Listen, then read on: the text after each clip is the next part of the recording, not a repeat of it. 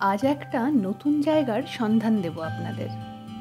আমার মতো যারা ভ্রমণ পিপাসু এবং প্রকৃতিপ্রেমী, আমার এই ভিডিওটি তাদের জন্য করা।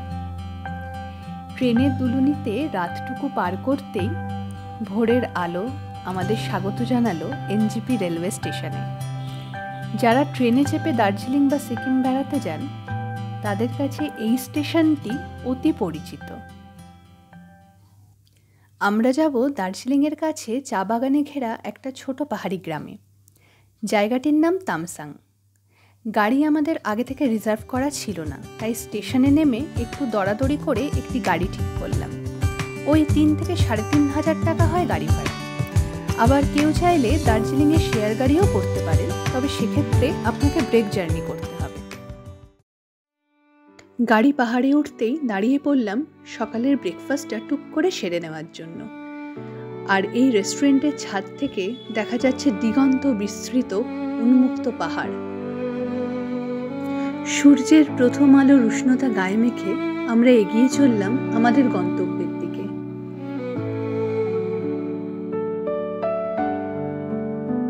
গাড়ির রাস্তার পাশেই চলে গেছে দার্জিলিংয়ের বিখ্যাত টয় ট্রেনের লাইন। ফেলে রেখে চললাম একটি করে স্টেশন।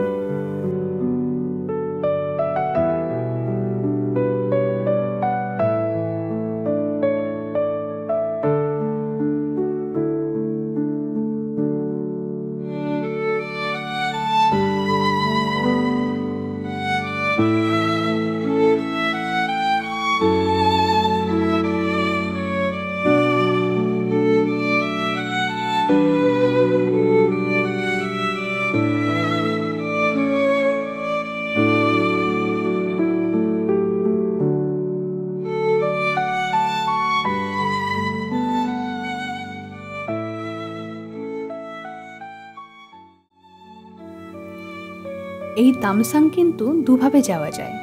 আপনি মিরিক হয়েও যেতে পারেন, আবার আমরা যে দিক দিয়ে গেলাম কার্শিয়াং হয়েও যেতে পারেন। তবে মিরিক হয়ে সময়টা একটু বেশি লাগে।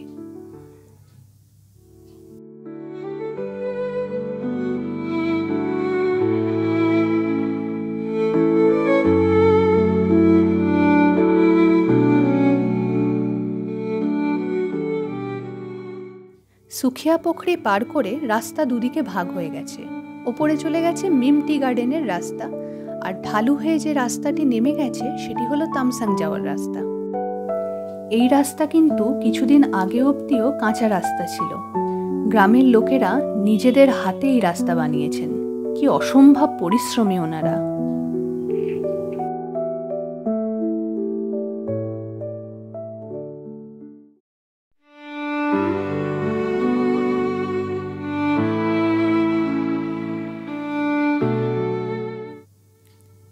এই মাঠটিতে আজ গ্রামের ফুটবল টুর্নামেন্ট হবে, তারই শেষ মুহূর্তের প্রস্তুতি চলছে।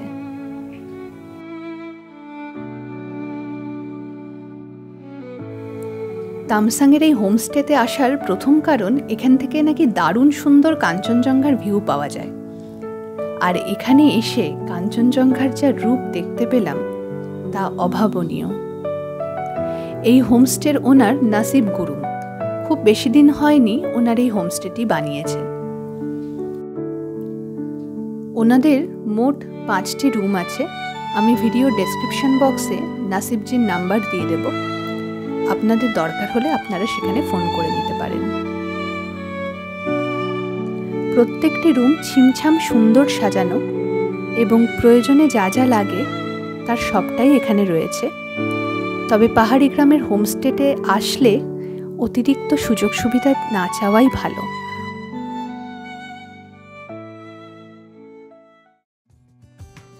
আর বিছানায় শুয়ে এভাবে যদি কাঞ্চনজঙ্ঘা দেখা যায়, তাহলে আর কি বা চাওয়ার থাকতে পারে।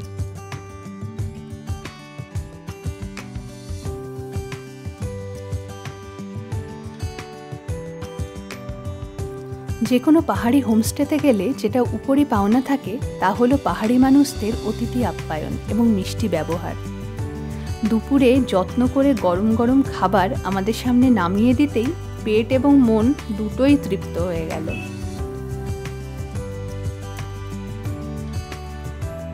খাওয়ার টেবিলেই নাসিবজির কাছে শুনলাম সামনের মাঠে ওনাদের গ্রামের সঙ্গে পাশের গ্রামের ফুটবল টুর্নামেন্ট অনুষ্ঠিত হবে। যেই শোনা অমনি ঠিক করে ফেললাম, না, এই অভিজ্ঞতা কিছুতেই মিস করা যাবে না।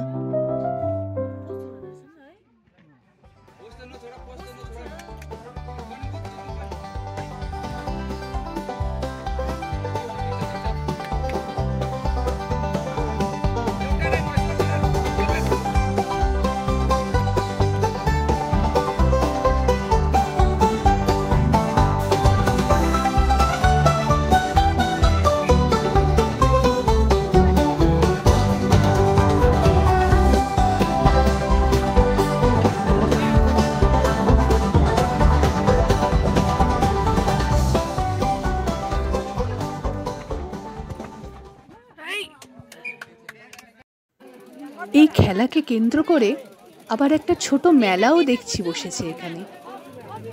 খুব ছোটোখাটো জিনিসই পাওয়া যাচ্ছে, কিন্তু গ্রামের মানুষেরা এত আনন্দ করে দিনটা উপভোগ করছে সবার সাথে, সেটাই কিন্তু দেখার মতো।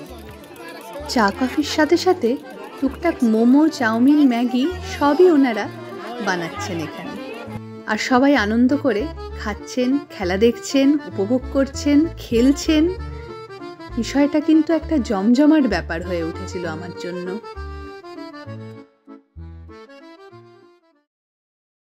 সন্ধ্যা নামতেই শীতটা বেশ জাঁকিয়ে পড়ল।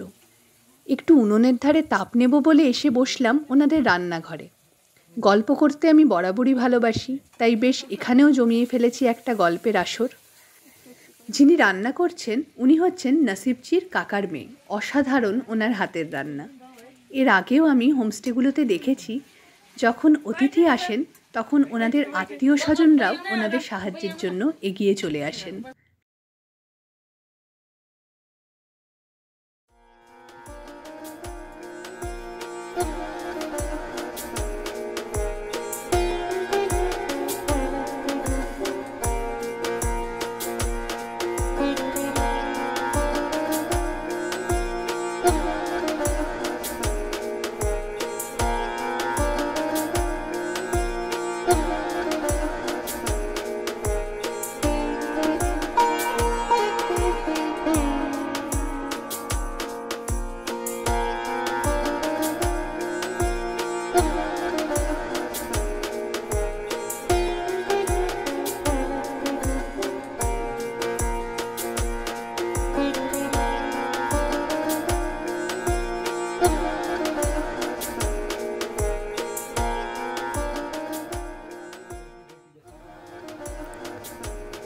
শুধু কাঞ্চনজঙ্ঘা আর প্রাকৃতিক সৌন্দর্য নয়, পাহাড়ি মানুষদের জীবনযাত্রা, তাদের এই সরল সাদাসিধে গ্রামীণ জীবন বারবার আমাকে পাহাড়মুখী করে।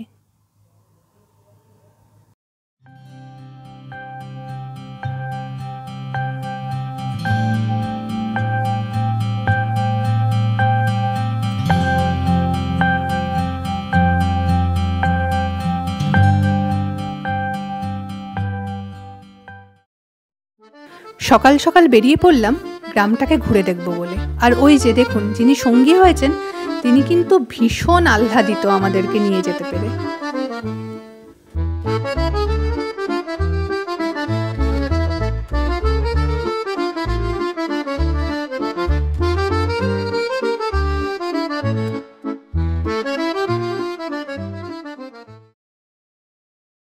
সূর্যের আলো যখন প্রথম পাহাড়ের গায়ে পড়ে তখন ঠিক কেমন দেখতে লাগে সেই বর্ণনা আমি ভাষায় প্রকাশ করতে পারবো না।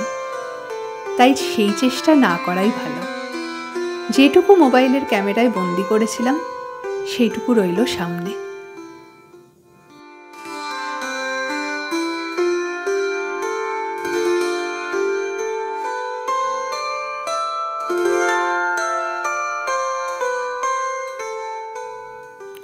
ঘোরাঘুরি করে এসে বেশ জোরে খিদে পেয়ে গেছিল, আর বিশাল ভাইয়ার হাতে লুচি ঘুগনি তখন পেটে যাওয়ার অপেক্ষায়। ওই যে যিনি হাত দেখাচ্ছেন উনি হলেন নাসিবজি। নাসিবজি ভীষণ ভালো মানুষ, জানলার ওপাশে দাঁড়িয়ে আমাদের সাথে গল্প করছেন।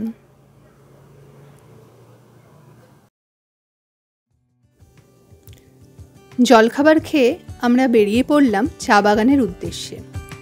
সামনে একটা নদীও আছে, সেখানেও যাব। গাড়ি নাসিবজি আগে থেকেই বলে রেখেছিলেন, তবে উনি যে সঙ্গে করে নিয়ে যাবেন সেটা আমাদের কাছে উপরি পাওনা ছিল।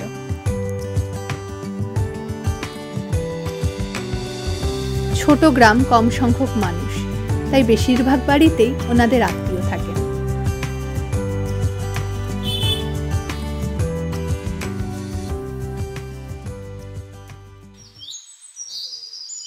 চা বাগানের মধ্যে দিয়ে চলে গেছে মন্দিরে যাওয়ার রাস্তা। আমাদের সৌভাগ্য, যে মানুষটা এখানে বড় হয়েছেন আজ তিনি আমাদের সঙ্গে করে নিয়ে ঘুরে দেখাচ্ছেন ওনাদের গ্রাম।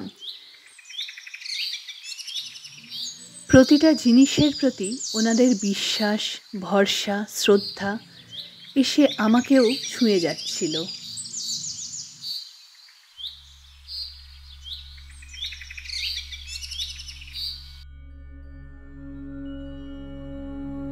বিশেষ বিশেষ দিনে এই মন্দিরেই ওনারা আসেন পুজো দিতে। মন্দির চত্বরে সূর্যের আলো সেভাবে প্রবেশ করে না, তাই জায়গাটা একটু স্যাঁতস্যাঁতে, কিন্তু চারপাশে একটা অদ্ভুত শান্তি বিরাজ করছে। পাশেই রয়েছে একটা ছোট ঝর্ণা।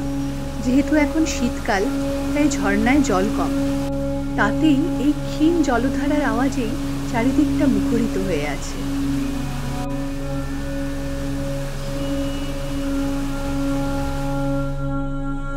দেখে যেটুকু বুঝলাম, এখানে শিব ও শক্তি উভয়েরই আরাধনা করা হয়। মন্দির প্রাঙ্গণ থেকে বেরিয়ে ঠিক করলাম কিছুটা হেঁটে চা বাগানের মধ্যে দিয়ে গিয়ে গাড়িতে উঠব। সেই মতো কাজ। আর এই রাস্তাটা এত সুন্দর যে বারবার দাঁড়িয়ে পড়তে ইচ্ছা করছিল। যত দূর চোখ যায় শুধু দিগন্ত বিস্তৃত পাহাড়, সবুজে ঘেরা চা বাগান, আর মাঝে মধ্যে এক দুটো হরিণও দেখতে পেয়েছি, কিন্তু তারা এতই দূরে যে তাদের ক্যামেরাতে ধরা সম্ভব হয়নি।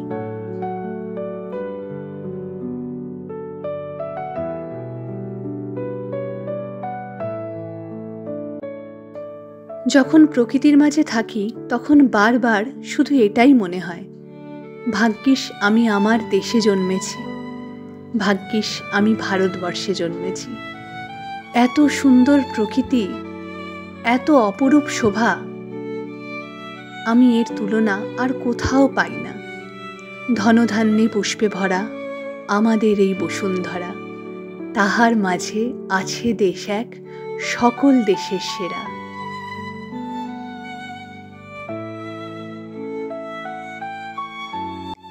এই রাস্তা কিন্তু সত্যি মনোমুগ্ধকর।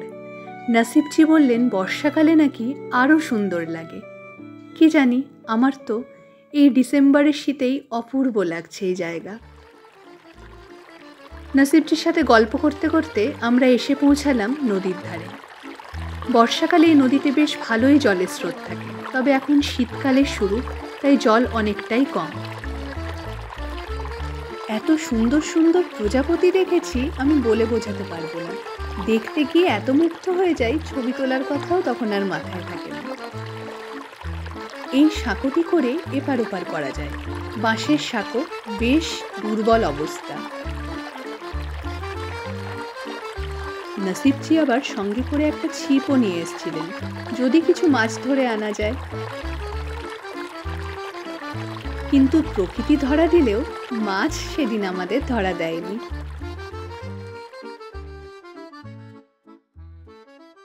তামসাঙে বেড়াতে গেলে আমাদের মতো এই ডে ট্রিপটা কিন্তু আপনারাও করে আসতে পারেন।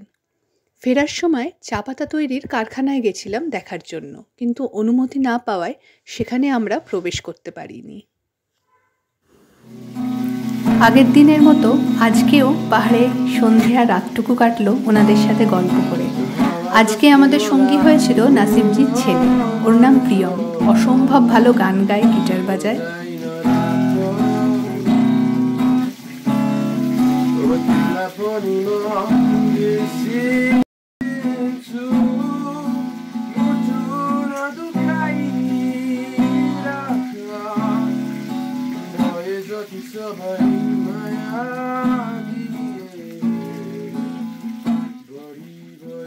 প্রিয়মের গান আর বিশাল ভাইয়ার হাতের সুস্বাদু চাউমিন খেয়ে তামসাংয়ের দ্বিতীয় দিনটা আমাদের দারুণ কাটল। যে কোনো একটা জায়গা ছেড়ে আসার সকালবেলাটা বড্ড মন কেমন করা থাকে। নতুন একটা জায়গায় যাওয়ার খিদে, সাথে সাথে পুরনো জায়গাটা ছেড়ে আসার দুঃখ, দুটোই একইভাবে কাজ করে মনের মধ্যে। নসিবজি এবং ওনার পরিবারের প্রত্যেক সদস্যকে আমাদের আন্তরিক কৃতজ্ঞতা এই দুটো দিন আমাদের এত যত্ন এবং ভালোবাসায় ভরিয়ে রাখার জন্য। ওনাদের এই আন্তরিকতা এবং তামসাংয়ের অপূর্ব সৌন্দর্য আমাদের আবার তামসাংয়ে ফিরিয়ে আনবে।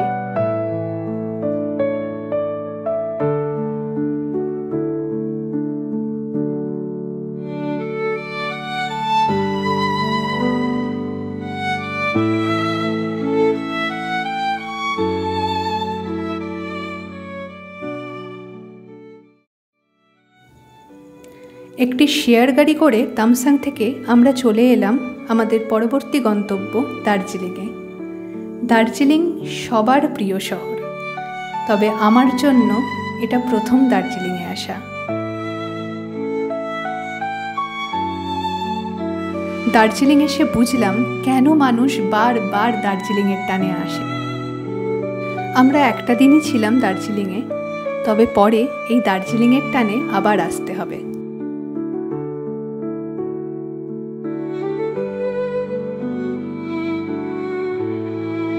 সকলে ভালো থাকুন, সুস্থ থাকুন, আর সময় পেলেই ঘুরে আসুন কোথাও। এই মুহূর্তগুলো বড্ড দামি, যেগুলো সময়ে অসময়ে আপনাকে আনন্দ দিয়ে যাবে।